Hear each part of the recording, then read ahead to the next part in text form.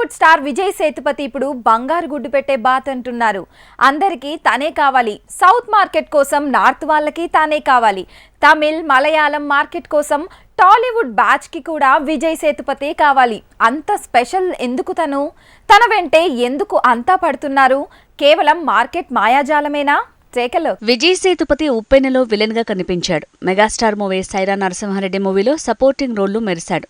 ఇప్పుడు వరుసగా pan India movies కి కేర్ ఆఫ్ అడ్రస్ అవుతున్నాడు. రణబీర్ కపూర్ రాముడిగా తెరకెక్కించబోతున్న రామాయణంలో విభీషణుడిగా మారుతున్నాడు విజయ్ సేతుపతి. దంగల్ ఫేమ్ నితీష్ తివారీ తెరకెక్కించబోయే రామాయణంలో రాముడిగా రణబీర్, సీతగా ఆలియా, రావణుడిగా KGF fame Yash already confirm అయ్యారు. కొత్తగా సీన్లోకి విజయ్ సేతుపతి వచ్చాడు. నిజానికి విజయ్ సేతుపతి కాల్ షీట్స్ కి చాలా డిమాండ్ ఉంది. అటు బాలీవుడ్ లో ఇటు టాలీవుడ్ లో తనకి ఆఫర్ల వెల్లువ పెరిగింది.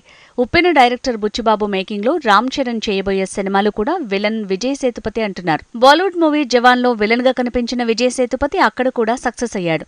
షారూఖ్ సక్సెస్ జర్నీలో భాగంగా మారాడు. అయితే విజయ్ సేతుపతి ఉంటే హిందీ సినిమాకు సౌత్ లో డిమాండ్ పెరుగుతుంది. అందుకే అంతా వెతుక్కుంటూ మరీ విజయ్ డేట్ల కోసం క్యూ కొడుతున్నారు. విజయ్ సేతుపతి ఫేట్ ని దేశవ్యాప్తంగా మార్చిందంటే విక్రమ్ వేద 96 మూవీసే.